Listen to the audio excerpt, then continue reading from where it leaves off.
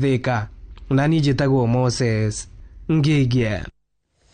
Na tukiuma Thika ni ati aikari ya itura ria Matopeni mwena wa Kayore guku ni kaunti-ini ya Nairobi ni marakaira thirikari mateithiririe kuumana na thina wa giko kiria gikoretwo gikiuma irima-ini ria mai magiko riria riatiganirio thutha wa waki wa barabara ya Makedonia iria mwena ucio wa Matopeni.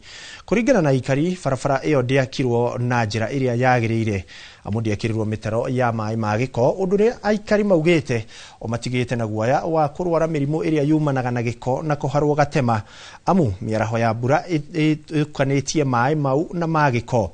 Aikari riu marenda atongoria ao mahinyiririe niguo mathondekerwo mitaro ya mai magiko na makiria riri tuingirite kimera kia mbura nene. Wanateseka, wengine wamefunga biashara zao, wengine hawajui mali wanaenda, wengine wamehama kwa sababu waezi kubali kukaa mali, watoto wao watafanya nini? Watagonjeka.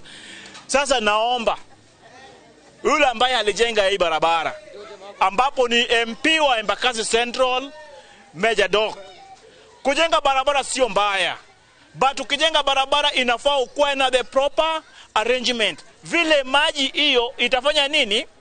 Itaenda. Tulijaribu ku raise concern kuhusu maji kwa contractor mwenye alikuwa ajenga hii barabara. Tukaenda hadi kwa ofisi tukajaribu kusema watushughulikie maji juu ya watoto. Hakuna kitu walifanya. So sisi tunalilia viongozi wetu, mahali wote, mahali wako, MCA, MP, wakuja washughulikie juu watoto wanaweza pata hata cholera hapa.